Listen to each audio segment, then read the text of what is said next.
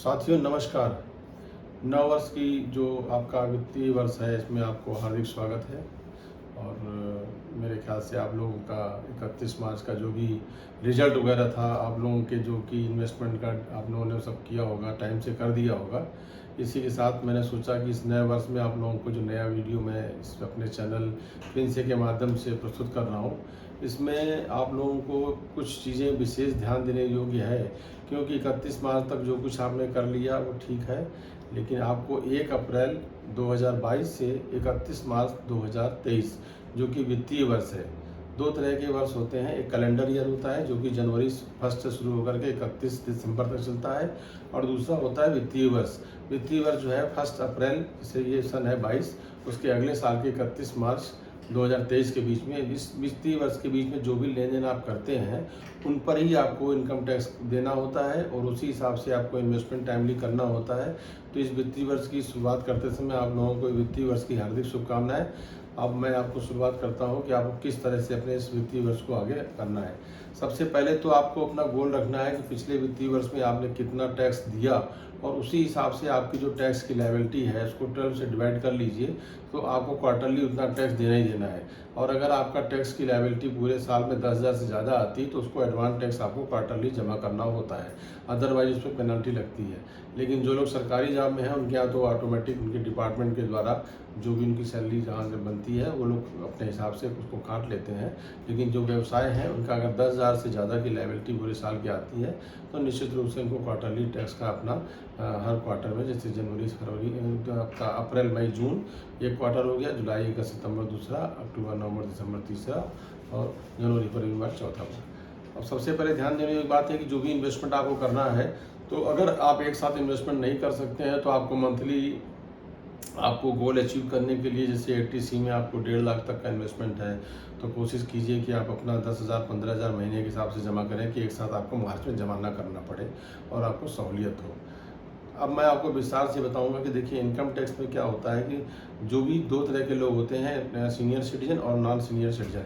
Non senior citizen मतलब कि जो रेजिडेंट नॉर्मल जिनकी उम्र 60 से नीचे है, उनके लिए 2.5 लाख तक कोई टैक्स की लायबिलिटी नहीं होती है, और 2.5 लाख के ऊपर 5 लाख तक उनको 5% देना होता है। लेकिन अगर 5 लाख के अंदर इनकम होती है तो कोई भी टैक्स नहीं होती, लेकिन 5 लाख से ऊपर अगर हो जाती है तो उनको टैक्स देना पड़ता है। 2.5 से 5 तक 5%, और 5 से 10 तक 20%, 10 के ऊपर 30%, और इसमें उसके ऊपर जो डी टैक्स आता है उसमें अगर एजुकेशन सेस लेकर के 4% लग करके आपका टैक्स का कैलकुलेशन होता है। तो कोशिश कीजिए, अगर आपकी इनकम मान लीजिए कि जो भी आती है उसमें 80C का जो 1.5 लाख का इन्वेस्टमेंट है, 50,000 NPS का है इन्वेस्टमेंट है, और जो नॉन सीनियर सिटीजन है उनके लिए 25,000 मेडिकल का है। ये 3 चीज़ों को जोड़ करके आपकी इनकम से माइनस करने का जो टैक्सेबल इनकम आएगी उसी हिसाब से टैक्स का कैलकुलेशन करते हैं। तो आप लोग अपना शुरू से ही जो है, जैसे हेल्थ इंश्योरेंस का बहुत से लोगों को नहीं मालूम है, जो नॉन सीनियर सिटीजन उनके लिए एक वित्तीय वर्ष में 25,000 रुपये तक का जो भी अमाउंट है, अगर वो हेल्थ इंश्योरेंस की पॉलिसी लेते हैं तो सीधे सीधे उनके इनकम से माइनस होती है, और अगर सीनियर सिटीजन है तो उनके लिए 50,000 रुपये है। तो सबसे पहले तो आपको अपने एक रणनीति तैयार करनी है कि इस वित्तीय वर्ष में आपको किस तरह से टैक्स का वो करना है, और उसी हिसाब से आपको इन्वेस्टमेंट देखना है। अब बात आती है कि बहुत सी ऐसी चीज़ें होती हैं जिसमें टैक्स नहीं लगता है, और किस में टैक्स नहीं लगता है उसको भी ध्यान देने योग्य है। जैसे कि आप बैंक में FD करते हैं, उस पर मिलने वाला इंटरेस्ट टैक्सेबल होता है। अगर 40,000 से ऊपर आपकी इंटरेस्ट की इनकम आती है तो बैंक उसमें 10% काट देता है। अगर 40,000 के नीचे आती है तो नहीं काटता है। नहीं काटने का मतलब ये नहीं है कि आपको टैक्स नहीं देना है, उस अमाउंट को आप अपनी इनकम में जोड़ेंगे। अगर टोटल इनकम जो टैक्सेबल इनकम से ऊपर होगी तो टैक्स आपको देना पड़ेगा। चूँकि बैंक 40,000 से ऊपर वाले को ये मान के काटता है कि उसको तो TDS उनको काटना ही रहता है, बैंक एज पर जो इनकम टैक्स का लॉज है। अब जैसे FDR में इंटरेस्ट है, बहुत सी चीज़ें ऐसी होती हैं जिसमें कि आपको टैक्स नहीं देना होता है। जैसे कि आपका फिक्स्ड वो पब्लिक प्रोविडेंट फंड स्कीम में आप एक वित्तीय वर्ष में 1.5 लाख तक जमा कर सकते हैं, उसमें मिलने वाला इनकम जो भी है इंटरेस्ट है वो टैक्स फ्री होता है। तो कोशिश कीजिए इसमें इन्वेस्टमेंट करना ज़्यादा फायदेमंद है। आज की डेट में इसमें रेट ऑफ इंटरेस्ट भी ज़्यादा है और इसमें आपका कोई टैक्स भी नहीं लगता है। उसके बाद आपको जो इन्वेस्टमेंट करना है 50,000 का NPS में, उस पर NPS में भी आपको डायरेक्ट आपकी इनकम से छूट मिल जाएगा। इसका मतलब कि 1.5 लाख रुपए आपका हो गया PPF, 50,000 हो गया आपका NPS, और 50,000 रुपये आपका जो है अगर सीनियर सिटीजन है तो 50 रुपये, 1000 रुपये, नहीं तो आपको नॉन सीनियर सिटीजन यानी बिलो 60 वाले को 25,000 रुपये अगर हेल्थ इंश्योरेंस है। तो इतनी टोटल इनकम जो आपकी होती है इसमें से माइनस कर दिया जाएगा। इसके बाद हम आपको ये बताना चाहेंगे कुछ और भी एग्जम्पशंस होते हैं, जैसे कि आप कोई इस साल रिटायर हो रहा है तो उसको जो पेंशन कम्यूटेशन अमाउंट होता है वो भी टैक्स फ्री होता है। ग्रेच्युटी 20 लाख तक टैक्स फ्री होती है। बहुत से डिपार्टमेंट में, विशेषकर वित्तीय संस्थाओं में 20 लाख से ऊपर भी ग्रेच्युटी मिलती है, जबकि और संस्थाओं में 20,000 से ऊपर ग्रेच्युटी नहीं मिलती है, लेकिन जो उसके ऊपर का अमाउंट होता है वो टैक्सेबल होता है। तो इसी तरह से आपके कुछ इन्वेस्टमेंट, जैसे आपने पीपीएफ मैंने बताया, उसके ब्याज पर टैक्स नहीं लगता है। तो आपको कोई भी चीज़ करनी है तो 1 अप्रैल से ही अपना उस व्यवस्था करके, ताकि आपको 31 मार्च में अब्सर्ड वे में भागना ना पड़े कि हमने इन्वेस्टमेंट करना है वो करना है।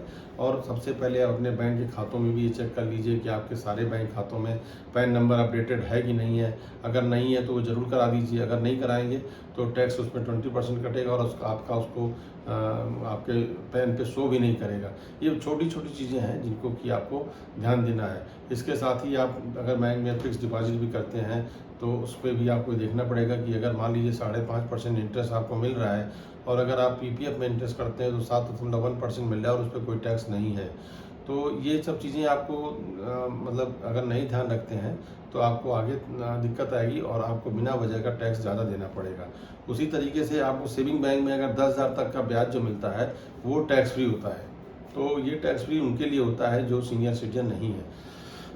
लेकिन जो सीनियर सिटीजन हैं उनके केस में, सीनियर सिटीजन के केस में आपको 50,000 तक की छूट मिलती है, चाहे वो 10,000 का इंटरेस्ट सेविंग का हो, चाहे 50,000 रुपये पूरा आप ले सकते हैं। यानी कि मतलब कि एफडी और सेविंग दोनों मिला करके 50,000 रुपये। लेकिन नॉन सीनियर सिटीजन के केस में 10,000 रुपये तक की जो इनकम है, पहले इंटरेस्ट की इनकम, वो इंटरेस्ट इनकम आपके अमाउंट में जुड़ेगी और उसके बाद वो माइनस होगी। इसका मतलब है कि 10,000 तक का आपको टैक्स फ्री है।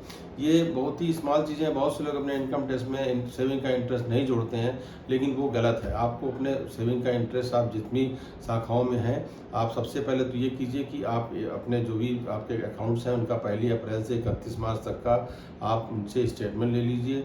आपको जो टीडीएस कटा है, आपका जो इंटरेस्ट सर्टिफिकेट है वो ले लीजिए, क्योंकि जब आप रिटर्न फाइल करने जाएंगे, जो कि संभवतः जून के आखिरी हफ्ते से शुरू होता है, तो आपको ये सारी चीज़ें ज़रूरत पड़ेगी। तो अभी आपके जहाँ भी इस तरह के हों, उन सारी चीज़ों का टीडीएस सर्टिफिकेट और ये सब ले करके, ताकि आपको आगे दिक्कत ना हो।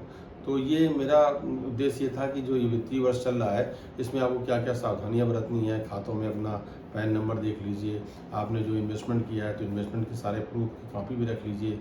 और इस तरीके से आप करते हैं तो हमको हो सकता है कि जो आपको नुकसान होता है उससे बच सकते हैं और आपको आपका रिटर्न भी बिल्कुल क्लियर कट होगा और एक स्टॉक में आपका रिटर्न हो जाएगा, आपको रिफंड भी मिल सकता है। मेरे ख्याल से इस तरह से अगर आपको कोई और भी प्रॉब्लम हो तो आप उनको बता सकते हैं।